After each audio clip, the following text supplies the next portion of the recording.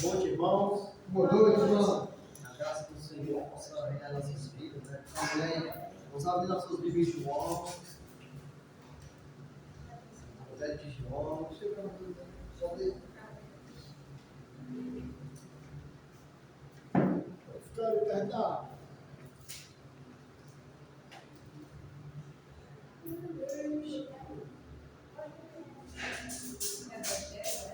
É.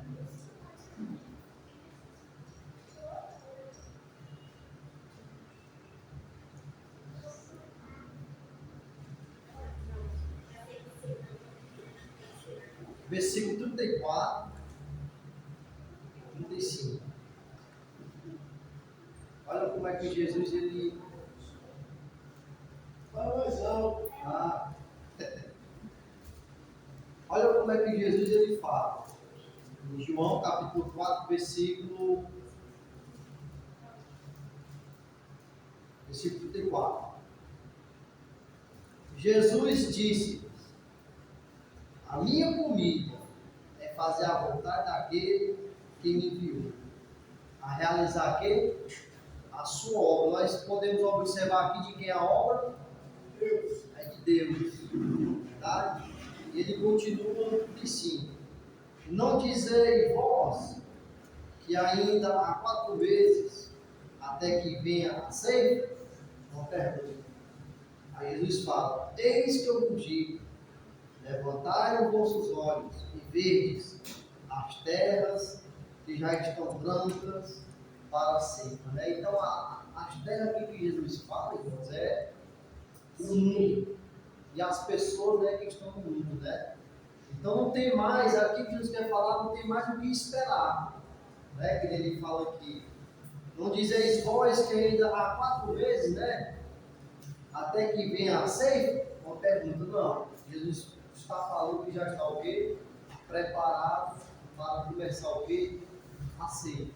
Então, irmãos, nós sempre possamos ter essa força e essa vontade de estar divulgando. Né? Embora as pessoas não creiam, não acreditem, né? Mas a gente crê e temos que falar. Foi o que eu trouxe aqui quando nós estávamos aqui reunidos, sobre o episódio, né, que Jesus aparece para Maria Madalena. Maria Madalena acredita, ela vai anunciar lá para os discípulos. Jesus também anuncia para 2, esses 2 também começam a divulgar. Maria Madalena, quando chega até os discípulos, eles não acreditaram na mensagem de Maria. Os 2 também, quando começaram a divulgar, as pessoas também o quê? Não acreditaram que Jesus ressuscitou. E assim também é hoje. Nós pregamos, nós falamos, nós divulgamos, e as pessoas não dão crédito à pregação do Senhor. Mas o nosso dever é sempre estar pronto para poder realizar a obra de quem? De Deus, que é a propagação do Evangelho. Amém? Que Deus seja louvado. Vamos ficar de pé. Usar aqui nossos hinados.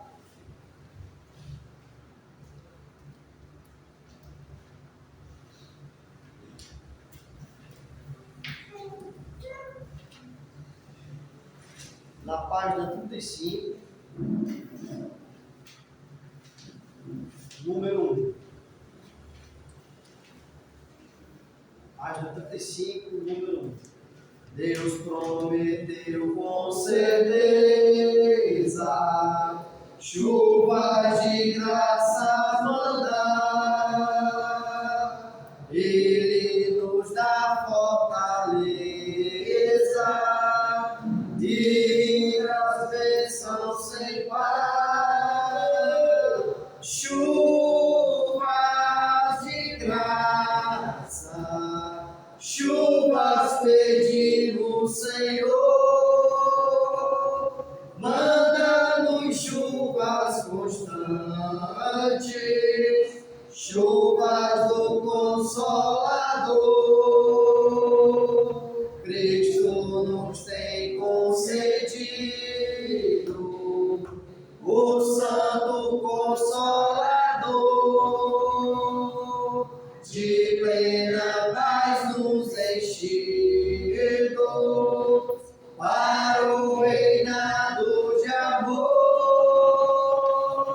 chuvas de graça, chuvas pedimos, Senhor, manda-nos chuvas constantes, chuvas do Consolador, dá-nos, Senhor, amplamente teu grande gozo e poder, fonte de amor permanente, põe dentro de nosso ser chuvas de graça, chuvas pedimos, Senhor, dá-nos chuvas constantes, chuvas do Consolador, fazem os teus servos piedosos, dá-lhes virtude e valor, dando os teus dons preciosos do Santo Preceptor, chuvas de graça, chuvas pedimos, Senhor, manda-nos chuvas constantes, chuvas do Consolador.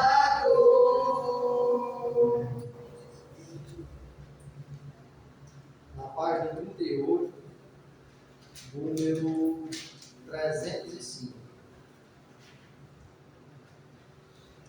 Soldados somos de Jesus e campeões do bem da luz, dos exércitos de Deus, batalhando pelos céus, cantando vamos combater, ouve o pecado e seu poder, a batalha ganha está, e a vitória Deus nos dá. Breve vamos terminar a batalha aqui, e pra sempre descansar com Jesus ali. Todos os que são fiéis ao bom capitão vão de receber a vez como camarão. Leva a igreja, leva o estudo, sim, da fé, pois a peleja dura é, mas promessas temos nós, de jamais lutarmos sós, as flechas do mal não temer, mas combater até vencer. Olha os campeões dos céus, a vitória vem de Deus. Breve vamos terminar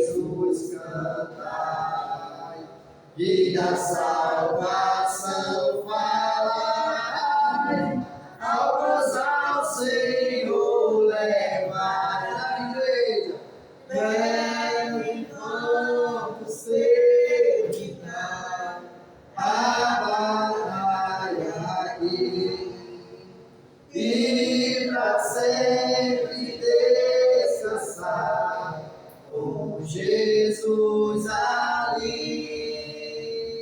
Todos os que são fiéis ao bom capitão hão de receber alegres como galardão. Vamos lá. 310. Jesus o Redentor, que veio nos salvar do mundo de horror, das ondas deste mar, a todo que lhe crê, vitória lhe dará, também é ao poder, que gozo lhe trará. Avante eu vou, avante eu vou, a entrar no céu na divina unção. Tenho gozo muito profundo, Jesus no coração, não olhando para o mundo, avante eu vou. Jesus meu Salvador, ao céu me levará, e do destruidor o corpo esmagará. Ao cabo Redentor, fiel aqui serei, a Ele com fervor somente seguirei. Avante eu vou, aleluia, para entrar no céu da divina unção. Tenho gozo muito profundo, Jesus no coração, não olhando para o mundo, avante eu vou. Trombeta soará do nosso Criador, a graça elevará dos santos do Senhor, em glória e poder, Jesus regressará, seus servos hão de ver, pois breve voltará. Avante eu vou, aleluia, para entrar no céu da divina unção. Tenho gozo muito profundo, Jesus no coração, não olhando para o mundo, avante eu vou. Eis que virá Jesus, a fim de me levar a desfrutar em luz o seu amor, seu Pai. Abraão, Isaque e Jó, ali no céu verei, ao lado de Jacó, com ele cearei. Avante eu vou, aleluia, para entrar no céu da divina unção. Tenho gozo muito profundo, Jesus no coração, não olhando para o mundo, avante eu vou. Não olhando para o mundo, avante eu vou. Amém. Os hinos da harpa realmente foram inspirados por Deus, viu? Porque a letra, né? São bonitos, né? Amém? Deus seja louvado.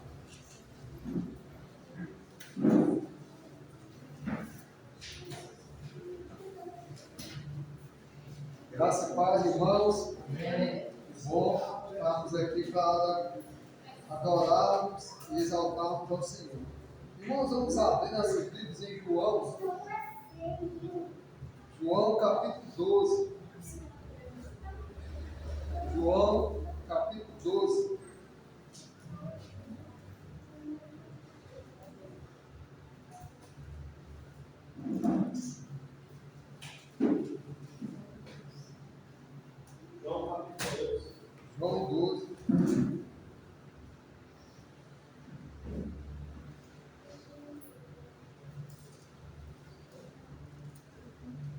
Nós vamos ler o versículo 24.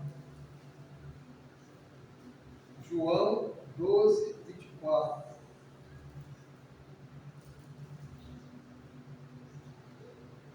Diz assim a palavra de Deus. João, Evangelho, capítulo 12, versículo 24. Na verdade vos digo que se o grão de trigo caindo na terra não morrer, fica ele só, mas se morrer, dá muito fruto. Quem ama a sua vida, perdê-la-á. E quem neste mundo aborrece a sua vida, guardá-la-á para a vida eterna. Se alguém me serve, siga-me, e onde eu estiver, ali estará também o meu servo. E se alguém me servir, meu Pai o honrará. Irmãos, que lindas palavras. Aqui Jesus ele começa falando dele próprio. Olha no versículo 25, 23. E Jesus lhe respondeu dizendo: é chegada a hora em que o Filho do Homem há de ser glorificado. Onde é que vem a glória de Jesus? Em qual momento? Em muitos momentos, Jesus operando grandes milagres, ensinando a multidão, alguns queriam glorificar Ele antes do tempo. Muitos queriam glorificar Jesus em vida, naquela pessoa que ele estava vivendo. Mas quando é que Jesus declara que ele vai ser glorificado? Na sua morte. É na morte, irmão, de Jesus onde ele é glorificado e exaltado. É na morte de Jesus onde ele mostra todo o poder de Deus, de ressuscitá-lo dos mortos, de dar vida. E o triunfo de todo o plano de Deus para a salvação da humanidade, de toda a preparação, a nossa salvação, aquilo que nos trouxe a paz, aquilo que vai nos levar para a vida eterna, esse triunfo ele vem a partir da morte, não vem a partir só da vitória. Infelizmente nós vivemos e fomos englobados num mundo em que a nossa expectativa é apenas que tudo vai dar certo, tudo tem que ser conforme o nosso planejamento. Nada pode dar errado. E infelizmente muitas músicas que não são hinos, cantam aí, agora é só vitória, Deus preparou, que te viu passar na prova e não te ajudou. É muito hino de vingança, muito hino egoísta, onde as pessoas têm que ser qualificadas em vida, onde as pessoas acham que na vida de Jesus, naquele momento, aqueles que vão subir vai ser o espetáculo daquele que venceu. E quem viu ele passar na porta e não ajudou, ele vai ser o mais derrotado. E nós vemos que não.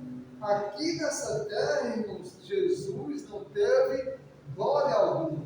Enquanto ele não morreu, foi sepultado, passou pelo cálice, e aí, na sua ressurreição, no resplendor, na glória de Deus, agora Jesus, ele recebe toda a autoridade no céu e na terra. E sabe, nós temos muitos discursos e falamos muitas palavras que não. Irmão, eu não me preocupo com nada dessa vida. Eu estou nem do jeito que der estar certo. Eu trabalhando para comer, para me vestir, eu tenho a minha vida sossegada, eu não tenho nada para você lá. Por que a gente vai vendo cada vez mais nós sem tempo para nada?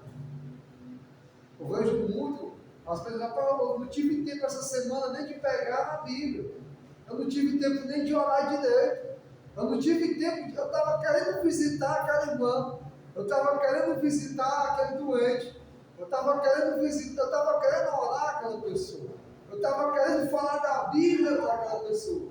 Por que é que nós vemos cada dia as pessoas cada vez mais sem tempo? E por que as pessoas não têm mais tempo para Deus? Aqui Jesus ele já sabia que nós íamos passar por isso, e ele diz no versículo 25, agora trazendo para nós, é claro, Jesus, irmãos, Tudo que nós vemos em Jesus, ele é a primícia. Jesus é o primogênito dos mortos. Jesus, ele foi essa primeira semente que caiu no chão e morreu para dar muitos frutos. E nós vimos que a igreja, os mártires, os discípulos e nós também temos que seguir sempre os passos de Jesus. Jesus falou que nós, os discípulos, era a luz e o sal da terra. Mas quem que foi a primeira luz? A luz que veio ao mundo? Quem foi aquele que primeiro foi o sal? Aquele que purificou, aquele que trouxe a consistência, aquele que predominou? Foi Jesus. Então tudo que Jesus viveu, tudo que ele fez como exemplo, ele transpassa e confia aos seus discípulos. Os seus discípulos vai passando e chega à igreja. A igreja ela é baseada no padrão de quem? Dos apóstolos. Porque os apóstolos receberam o padrão de Deus. E aí, irmãos, levando tudo isso, o que é que nós podemos ver? Que para mim e para você, também nós precisamos o quê? Morrer. Morrer para dar muitos frutos. E aí, no versículo 25, o que é que Jesus diz? Olha que trocadilho.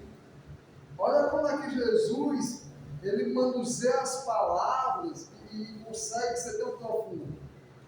Ele diz o seguinte: quem ama a sua vida. Que vida é essa que Jesus está falando? Ó, quem ama a sua vida. Que vida é essa? O nosso dia a dia, os nossos afazeres. Não, essa não. Quem ama a sua vida. Essa primeira vida que Jesus está falando é aquela vida que nós acreditamos, desejamos ser o quê? A eterna, a vida completa, a vida plena em Deus. Quem ama a sua vida verdadeira, o que é que ele faz? Ele vai perdê-la. Agora, esse perder é o que? E quem neste mundo aborrece qual vida? A sua vida. E aí nós vamos ver aqui, entenda, essa vida agora do mundo, onde nós precisamos fazer os nossos afazeres, o nosso trabalho, o nosso compromisso, resolver aquilo que é para ser resolvido. O que é que Jesus está? Aí vem essa vida que o irmão falou. Essa vida que é necessária para o nosso lado físico, ela não pode ser a predominante. Essa vida que Deus deixou, o trabalho, com aquilo que nós temos que resolver, ela não pode engolir a nossa vida verdadeira, a nossa vida plena, a nossa vida em Deus. Porque se essa vida, e essa vida que Deus está falando, é o nosso quê? Cotidiano, a vida do mundo. A vida que eu tenho que aborrecer é a minha vida do meu cotidiano. É a minha vida do meu dia a dia. É a minha vida do meu caminhar, onde aqui na terra. Se eu não aborrecer essa vida, e se essa vida for maior do que a minha própria vida, eu vou perder a vida verdadeira. Jesus falou assim: o que é maior? O que é melhor? O que é o principal? É o corpo ou a vestimenta? O corpo. E é isso que acontece. Muitas pessoas lutam, trabalham e se desesperam, perdem a vida, porque eles se preocupam na beleza, na roupa de marca, na roupa do final do ano, naquilo que vai comer, naquilo que vai sair, na sua própria vaidade. E aí ele perde a vida, trabalhando dobrado, pedindo dinheiro emprestado, comprando cartão, fazendo conta, pedindo dinheiro à agiota. Ele perde a vida para manter aquilo que ele acha que é o quê? Que é a vida, no padrão que ele quer viver. Muitas pessoas com desejo de ter um carro, de mudar de endereço, de ter uma casa, de fazer um investimento, achando que vai conservar a vida dele. O que é que ele está perdendo naquele momento? A sua vida. E aí ele deixa a roupa ser mais principal do que o corpo. Ele deixa, às vezes, a comida ser o mais principal do que o corpo. E não é assim. Jesus falou, ó, vejam os filhos do campo. Nem mesmo Salomão, com toda a sua glória, se vestiu como eles. E esses aí, amanhã vão ser queimados. E por que vocês estão tão desesperados, querendo viver uma vida sem perder essa vida que vocês acham que é a vida plena? Aquele que ama a sua vida, a vida verdadeira, a vida de Deus, a vida eterna, ele aborrece a sua vida cotidiana. Ele aborrece a sua vida dos seus afazeres, aquilo que ele tem no seu dia a dia. Na mitologia grega, existe um deus chamado Cronos. Existe lá. E é muito interessante, mas essa questão dos deuses. O homem, ele cria os seus próprios deuses. E na mitologia grega existem vários deuses. Na mitologia grega, o Cronos, ele é o deus do tempo. Então, quando você diz que você está sem tempo, você está dizendo que você está sendo dominado por esse Deus pagão. Porque se nós confiarmos em Deus, irmão, nós temos um Deus organizado. Nós temos um Deus que, no primeiro dia, ele disse, haja luz. Nós temos um Deus que, em 6 dias, fez todo o seu trabalho. E no 7º dia, claro, como exemplo, e até sabendo do nosso desenfreamento, ele deu ali como exemplo, e ele próprio disse que no 7º dia do quê? Descansou. E Jesus disse ao meu Pai, trabalhar até hoje. Mas por que Deus falou aquilo? Porque ele sabia que nós, por conta do pecado, iríamos ser seres desenfreados, seres sem controle, seres gananciosos, que nunca vai ter o tempo para Deus, nunca vai ter o tempo de ter a vida em Deus, a vida guardada no Senhor. A questão não é eu deixar minha responsabilidade, eu deixar a dona de casa de organizar a casa, o pai de família. Não! Mas, irmãos, se nós não parar e analisar e nunca aborrecer essa vida que encolhe a vida verdadeira, nós nunca vamos ter tempo para Deus. Nós nunca vamos morrer. Sabe por que você não tem tempo de fazer as coisas de Deus? Porque você não morreu para o mundo. Quando eu morro para o mundo, eu fico aquela pessoa responsável, serena, mas uma pessoa guiada e dominada pelo Espírito Santo. Se o Espírito Santo está na minha e na sua vida, ele vai dar tempo para mim fazer o meu trabalho, chegar cedo, sair normal, fazer a hora que for preciso, quando for preciso, trabalhar o que é necessário, e ele vai me dar o tempo suficiente para fazer a obra do Senhor. Se eu não acredito nisso, eu estou dizendo que o Espírito Santo, a palavra de Deus, me enganou e eu não consigo fazer a obra de Deus.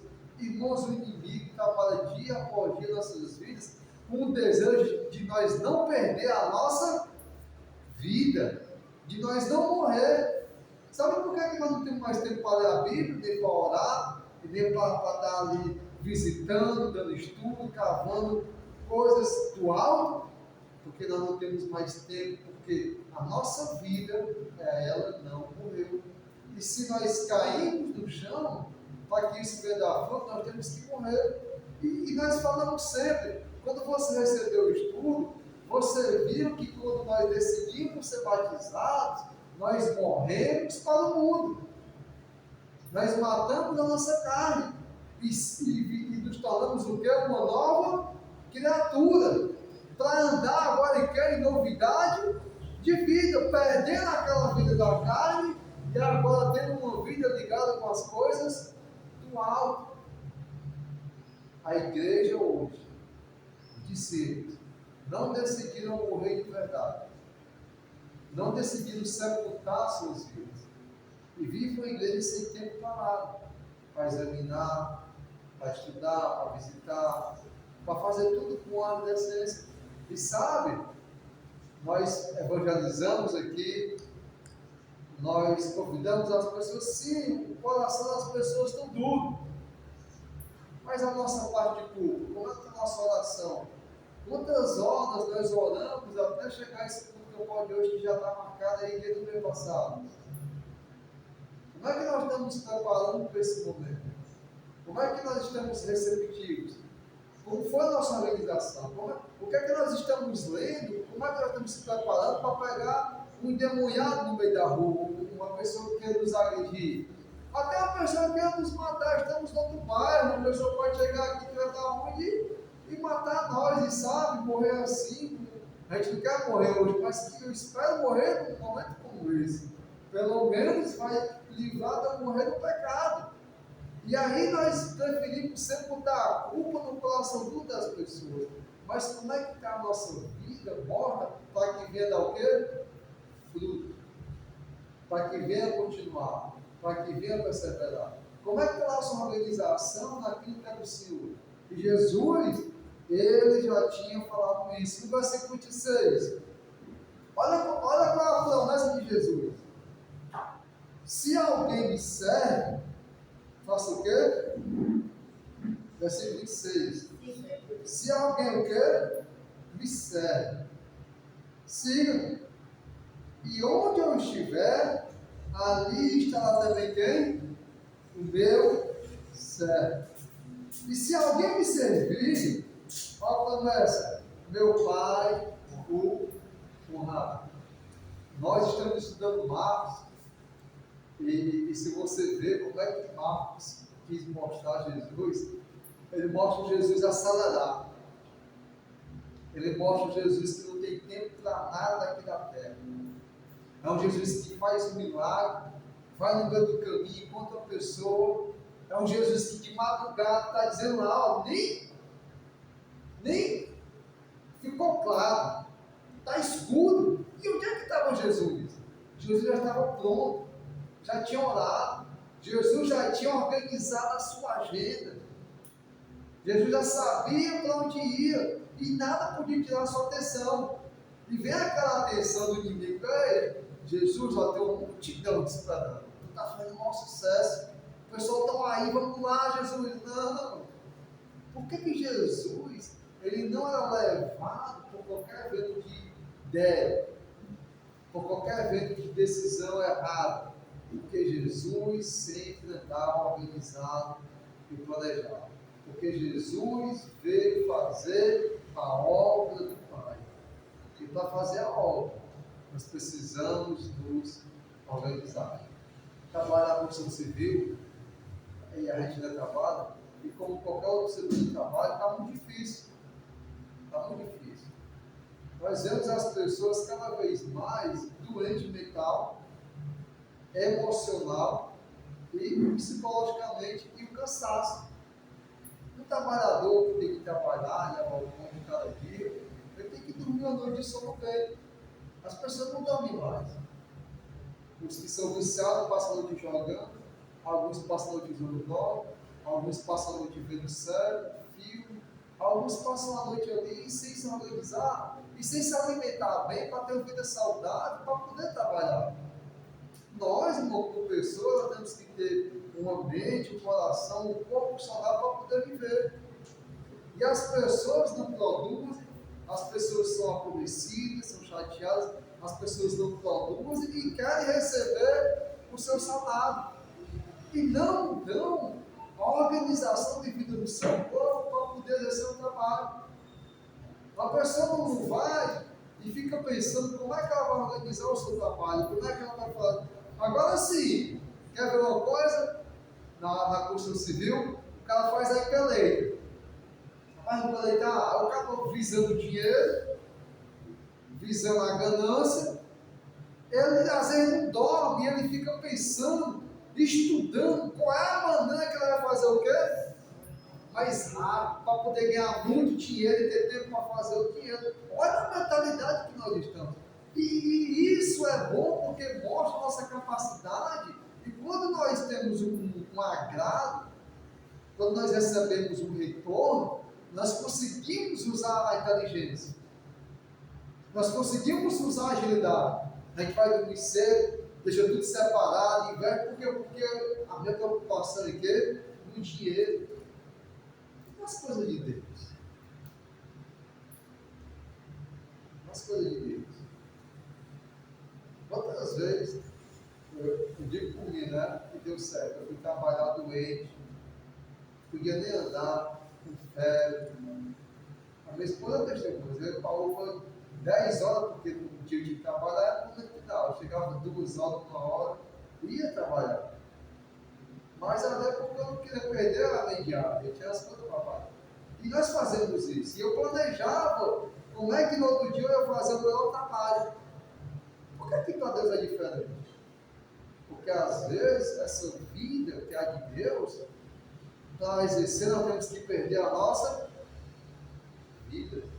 E aquele que não morre, aquele que não faz essa troca, é uma troca de perder a nossa vida cotidiana para agradar e viver a vida eterna. E Jesus afirmou. E ele disse assim: aquele que me serve, ele vai estar onde eu estou.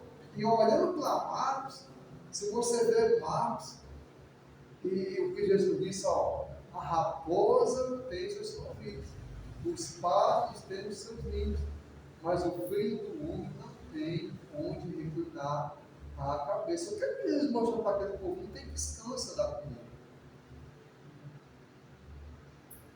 É em João, quando Jesus ali perto do almoço, estava com sede, mas ele falou: Jesus está com sede.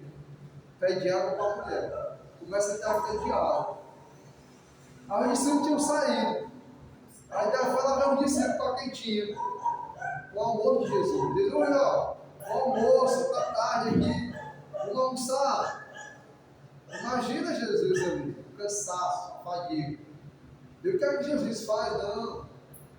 Uma comida eu tenho. Não é essa comida terrena. É fazer a obra do Pai. E para nós, do trabalho também, quando rola muito dia, a gente almoça. Não para a hora do almoço.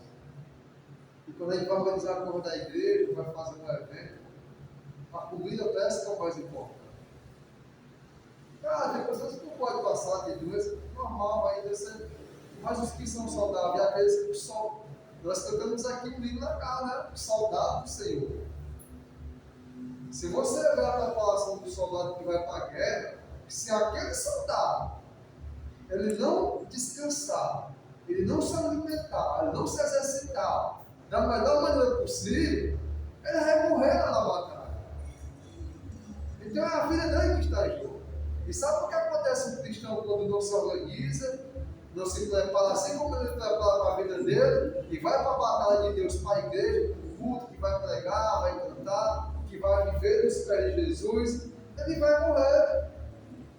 Vai morrer como um soldado que não se prepara. Ele vai ser honesto como foi a circunvirgem que não se preparou em ter uma quantidade maior de azeite se o noivo tardasse. Por que é que muitos desvanecem e saem do meio do caminho? Porque ele pensa que aquele estudozinho do batismo e aquele culto de domingo é a lamparina acesa, e no dia que o noivo voltar e você estiver ali sozinho esperando, e estiver no meio das dessas e de algumas ali que tem e não pode dar porque vai ficar sem, como é que você vai esperar se você não tiver? Entendemos? É uma questão de vida e vida. Não é nem questão de vida ou morte. É uma questão de vida e vida. Para viver a vida de Cristo, nós temos que buscar morrer a nossa vida cotidiana. A nossa vida não vai dar certo querer associar a minha vida, querer encaixar a agenda de Jesus com a minha agenda. Não tem condição de seguir Jesus. Jesus, muitas das vezes, quando ele dissesse: Jesus, eu vou contigo. A agenda, o cara disse que seguia a agenda de Jesus. Está aí legal, bora. Mas Jesus, deixa eu sepultar meu pai. A minha agenda. Jesus, não tem vaga para a sua vida. Não tem mais você, não tem mais a sua família, tem o que fazer. Jesus, eu vou te seguir. Tá bom. Mas deixa eu me despedir. A minha agenda. Deus, não, a sua agenda não existe. E ele disse: aquele que me segue, e a gente esquece o significado de seguir. Hoje as palavras para nós hoje é tão banal. Ninguém sabe mais o que é seguir. Eu segui a conversar, eu sigo até o que vai. É igual o casamento. Eu, infelizmente, o casamento não tem mais o poder de casamento. casamento. O casamento hoje é uma coisa banal. E daqui a um tempo, daqui a 20, 30 anos que Cristo voltar, vocês vão ver que casamento vai ser uma chacota. Essa palavra casamento, ninguém vai mais entender o peso do compromisso, da aliança, da promessa, de tudo aquilo que Deus fez perante Deus e perante os homens. E seguir Jesus, quando Jesus naquele tempo falava em seguir, e ser um discípulo, e ter um mestre, significa que o discípulo não tem mais vida, e o discípulo, para ser discípulo, ele abdica a sua vida, ele mata a sua vida, e agora vai viver a vida de quem? Do mestre. Hoje nós lemos a Bíblia, poxa, mas ninguém entende mais. Nós temos que ler a Bíblia, irmãos, e ver o peso da palavra que ela falava naquele momento. Se a gente ler a Bíblia hoje de uma coisa achando assim legal, olha como Jesus é profundo, olha a maneira que ele fala, quem ama a sua vida, perdeu a água. Olha o que significa isso. E aí, qual é o entendimento? E quem neste mundo, ele fala, aborrece a sua vida, guardá-la para a vida eterna. Então Jesus fala de uma vida eterna e uma vida cotidiana. Quer dizer, aquele que quer viver a vida eterna tem que morrer para essa vida. Aquele que quer ser honrado por meu Pai tem que me servir. E ele fala, quem é que vai me servir? É aquele que me segue. É aquele que me segue enquanto Jesus fala assim, quer seguir Jesus? A nossa vida de seguir Jesus é interessante. Imagina os passos de Jesus. Jesus ele começou ali o seu ministério. Marcos fala muito bem, de forma intensa, sem tempo para nada, só o tempo de fazer a obra do Pai. E sabe, uma vida curta, um ministério curto. E seguindo Jesus, cada vez, irmão, entenda só, cada vez que eu e você seguimos Jesus, sabe qual é a nossa recompensa no final aqui na terra? Sabe onde é que nós vamos cada vez mais nos aproximar? A sermos crucificados, traídos, abandonados pela multidão e por aqueles que nós sempre fizemos o bem. Não pense que vai ser diferente. Uma vez você escutou essa mensagem, e eu tinha lido aquele versículo, e quando a pessoa fala, você vê e realça, lá em Tito, eu acho, né? Aqueles que querem viver piamente em Deus, esses são os que padecem mais perseguição. Então, entenda, se você louva, se você canta, se você ora, se você diz que está seguindo a Cristo, sabe o que é que ele espera lá na frente?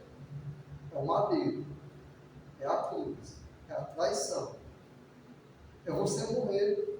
Seguir Jesus, irmãos, é morrer, e morrer literalmente, morrer fazendo o bem e morrer perdoando como Jesus, como esteve, o Pai, não imputa esse pecado sobre ele, porque não sabe o que faz. Imagina um jovem, o primeiro marcha, a igreja lá, crescendo, todo mundo ali acelerado, glória a Deus, Jesus ressuscitou. Imagina um jovem sendo apedrejado até a morte. Por quê? Por falar a verdade, por não se preocupar com a sua própria vida, por estar decidido perder a sua vida. E nós dizemos assim, rapaz, é tão ruim ser cristão lá na Irlanda, na Coreia.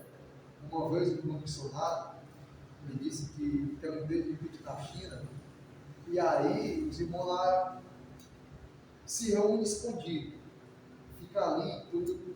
E disse que quando visitou, quando viu aquela intensidade, ele sentiu uma coisa tão boa, sentiu tão maravilhado, um desejo ardente e verdadeiro daqueles irmãos arriscar a vida e perder a vida para estar vivendo a vida de Deus, que ele viu que a perseguição é muito melhor dos cristãos. E ele falou aquilo, ele mexeu comigo, e é verdade, porque nós não somos perseguidos, nós somos livres, e acabamos usando da nossa liberdade para não amar a Deus, para não servir a Deus. para não seguir Jesus. E isso, irmãos, é muito pior. Nos sentimos livres para viver a nossa vida. E não é. Nós, é como a oferta nos constrange. E se os pentecostais cobram o dízimo, às vezes é bom porque ele bota o 10 e pronto. E sabe, a oferta, ela não tem limite.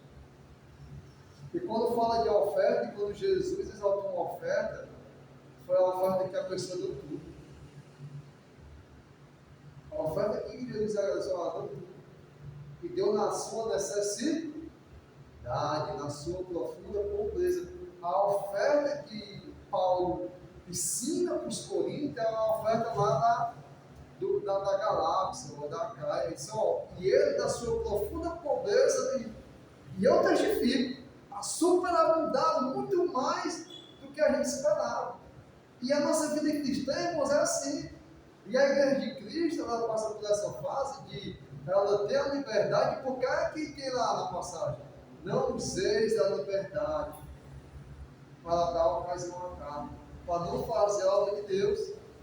Estamos, irmãos, esquecendo o princípio único que vai levar à vida eterna, que é morrer, que é aborrecer a nossa vida, para que a nossa vida eterna ela venha prevalecer escondida em quem? Em Jesus Cristo. E ele diz, no versículo 26, se alguém me serve, ele coloca o si. Está servindo a Deus? Quer servir a Deus? Então siga. E onde é que está Jesus? Outro ponto que Jesus vai ser bem enfático lá, se você ver lá, quando Jesus, ele, no juízo final, acho que é Mateus que fala, no juízo final Jesus vai dizer os porquês de quem estava com ele e de quem não estava com ele, não pelas obras mortas, entende? Mas pelas obras daquele que serve e segue a Jesus. Deus ele vai dar os dois pontos. Jesus, e aí, foi o que nós fizemos por você? Não, eu estava preso, você me visitava. Estava faminto e me deram. Estava doente e fui lá. Mas Jesus, nunca te vimos assim. E aí ele é tão enfático que ele fala do outro lado, os que não vão ser, ó, eu estava preso e vocês estavam vivendo o quê? Eu estava preso e vocês estavam vivendo o quê? A sua vida. Eu estava com fome e você estava vivendo o quê? Estava onde que não foi? Eu estava doente e você estava vivendo o quê? Aquele que vive a vida de Cristo vai estar antenado, vai estar ligado, vai estar arquitetando lá para assim como no trabalho, assim poder pagar dinheiro, assim poder fazer. Você fica, uma coisa fica dizendo, ó, o pessoal pensa que a vida de YouTube é fácil, a vida de. Como é? Influenciador é fácil, não. A gente tem que pesquisar, os que são sérios dizendo, né? A gente tem que pesquisar, tem que gravar, tem que se maquiar. Não é fácil, tem um trabalho de passar a noite acordado. E por um lado é verdade. Mas olha só, a maneira que o mundo, a maneira que você trabalha, para aquilo que vai trazer para nós uma felicidade rápida, uma felicidade momentânea. Você vê, às vezes, no trabalho, eu pelo menos, uma vez eu trabalhei 24 horas corridas. Eu saí de casa 4 horas da manhã no dia, 3h30. Fui 4 horas, trabalhar até 4 horas da manhã no outro dia. Uma coisa é muito puxada. Rapaz, sabe que para Deus, um dia eu vou ter chance. Um dia, sabe quando eu vou ter chance? Daqui a pouco lá não vai. Sabe quando eu vou ter chance, Senhor, de fazer esse mesmo que eu fiz para ti? De não ter tempo. E quantas vezes eu me lembro que eu chegava às 5, 6 horas da manhã, de coisas erradas, eu tomava um banho, vestia a roupa, tomava café, ia trabalhar, e era tudo normal. E em Deus. Em Deus. Por que às vezes em Deus eu tenho muitas barreiras? Porque eu não entendi o significado de viver a vida de Cristo, de seguir a Cristo. Onde é que Jesus estava quando ele mandou os discípulos descansar na terceira vigília, na quarta? Estava orando. Onde é que a gente está quando está sem sono, quando está preocupado? Onde é que é a nossa oração? Não é que nós estamos ali vendo uns, se acorda com sono, com problema, vai ligar o quê? A TV, o celular. E às vezes, não sei, né? Estou falando como um pentecostal. Mas às vezes, quem sabe aquele momento é Deus te chamando para não sei o quê. E será que é errado eu orar naquele momento? Será que eu vou estar fazendo coisa errada? Então é a nossa vida, irmãos, que está tomando de conta, sendo maior do que a nossa vida eterna. A nossa vida que tem que estar guardada em Cristo Jesus. E por que tudo isso acontece? Porque nós esquecemos do estudo do batismo. E é o principal: morrer e ser sepultado. E andar em novidade de vida. Pedro falou assim: já irmão, se arme, se equipe, tem as ferramentas necessárias, use a inteligência, se arme, façam tudo para que vocês tenham entendimento. Já é o suficiente, já basta o tempo que vocês perderam a vida com o mundo, se desgastaram com o mundo, usaram dinheiro, ferramenta, inteligência, usaram a família. Irmão, já basta o que vocês já fizeram com o mundo. Acabou. Vocês têm que agora ver uma vida totalmente diferente. Vocês estão andando igual o mundo. Então, ele fala assim, e não é mais para você estar o quê? Concorrendo com o mundo. A gente vai para o mundo, no trabalho, e aí o cara fala da moto, do carro, da facção, da política. E onde é que está o crente? No mesmo assunto. O cara fala em ganhar mais dinheiro. O cara fala em ganância, em ter sucesso. Como ganhar mais dinheiro? Como tipo? Porque onde é que está o crente? Na mesma roda. Na mesma roda, conversando no mesmo assunto. Discutindo, debatendo. O cara está falando um bocado de coisa. E onde é que está aquelas pessoas? Então as pessoas olham para nós e veem nós com a mesma ganância e o mesmo olhar brilhando com o tesouro do mundo. E vê nós, rapaz, ela não tem tempo. Esse cara que cantou a Deus, como é que está na Bíblia? O cara não para, o cara trabalha direto, o cara só vai por irmãos, a gente esquece, a gente entra na igreja, infelizmente, e a gente vai ficando um pouco nessa. Do jeito que a gente olhava para o crente quando a gente estava no mundo e apontava as coisas erradas que ele vive, as pessoas estão olhando para nós e vendo que nós não temos tempo nenhum para Deus. Que é ridículo aqui. Eles viram que nós não morremos aqui. A gente fala, convida, mas ele vê a gente na mesma roda. Ele vê que nós ainda não morremos para onde? Do mundo. Ele vê a irmão, fica aí na igreja, vamos ter uma conversa aqui na terra, aqui na nossa vida. Vamos discutir a mesma coisa. Vamos combinar a mesma coisa. E cada vez mais, irmãos, nós estamos mostrando para o mundo que nós estamos o quê? Vivos para o mundo. E quando nós caímos na terra e não morremos, não vai dar fruto. E o fruto não é trazer pessoas para a igreja, não é isso. Isso é uma consequência, isso é, vamos dizer assim, é a expansão. O fruto, irmãos, é o mesmo nós, também com Deus. Se tem um fruto que para nós é bom, é aquele fruto lá que fala em Gálatas. O amor, temperança, domínio próprio, mansidão, gozo, alegria. E as pessoas veem que nós não temos nada disso. Somos grosseiros com a mulher dentro de casa, ignorante, arrogante, estúpidos. Somos grosseiros com os filhos, quando desobedecem, tudo, perde sentido. No trabalho, somos altamente arrogantes, prepotentes. O colega de trabalho, o patrão, o dono, o menor, o maior. No colégio, nós somos arrogantes com os menores, as mulheres também, e o jovem também. E sabe, isso é normal, tem a explosão nossa, mas cadê o fruto? Cadê a mudança? E às vezes estamos cobrando que a nossa família, a nossa mulher, nossos filhos, o nosso vizinho, a pessoa do trabalho, observe a palavra de Deus e eles estão tentando observar através de nossas vidas. E eles estão desejando ver vidas mortas, vidas que não têm a mesma vida que eles. Enquanto, irmãos, nós não morremos, não tem fruto. E o fruto não é pessoa. O fruto é a nossa própria mudança.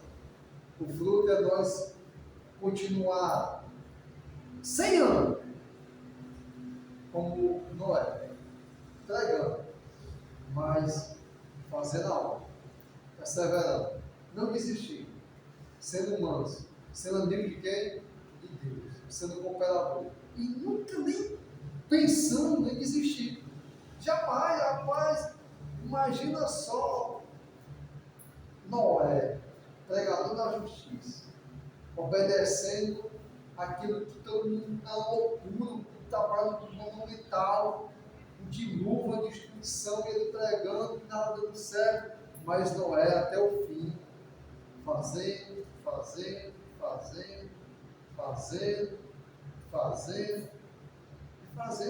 obra de Deus. Então, isso é um fruto. É um fruto. E quando nós fazemos assim, talvez da nossa geração aqui, eu, se você for na minha idade, o Sérgio está olhando para avançar, talvez nem nós, irmão, se Cristo voltar, a gente não veja o fruto do trabalho aqui no famoso, na nossa rua. Mas se nós morrermos, não vai deixar de ter fruto para dar as coisas. Porque essa é a promessa de Deus. Muitos irmãos, muitos discípulos, não colheram muito plantado. E isso é bom para nós, porque a gente fica um pouco vaidoso, fica desejando almas, e às vezes as almas vão tocar para nós, e Deus vai, peraí, já nem tu é minha, então vou deixar de ser nada. Vai morrer sem ver, que a outro ver, e ele saber que também é dele, porque não foi ele que plantou. Então, irmãos, Deus, ele trabalha da melhor maneira possível. E o que ele sempre pediu de nós é a única preocupação individual e única que nós temos que ter: morrer. Perder a sua própria vida. E quando eu perder a minha vida, e quando vai ser mudado, os jovens, os mais velhos e tudo, não se preocupe, vai ter fruto. Talvez a gente não veja o fruto. E espero que a gente não veja para não se tornar, olha o meu trabalho aqui, como fui eu. Não. Deus é tão bom que até isso Ele nos pôs. Mas uma coisa nós temos que entender: a obra de Deus nunca é em vão. Amém? Amém. Que Deus me louvar e glorificar. Vamos morrer. Vamos todos cantar ao Senhor. Essa mensagem leva glória.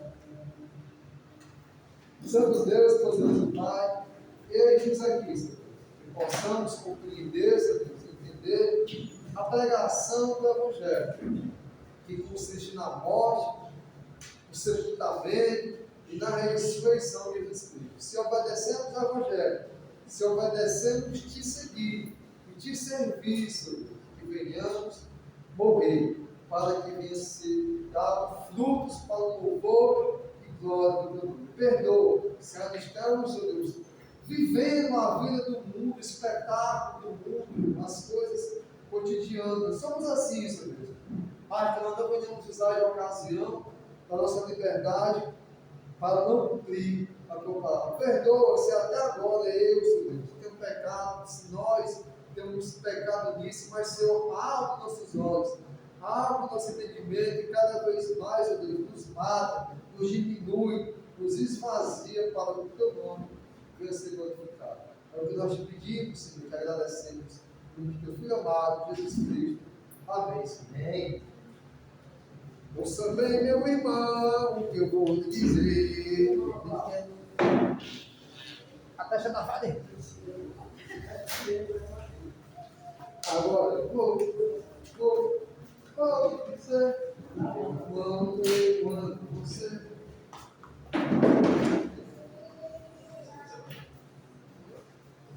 Agora,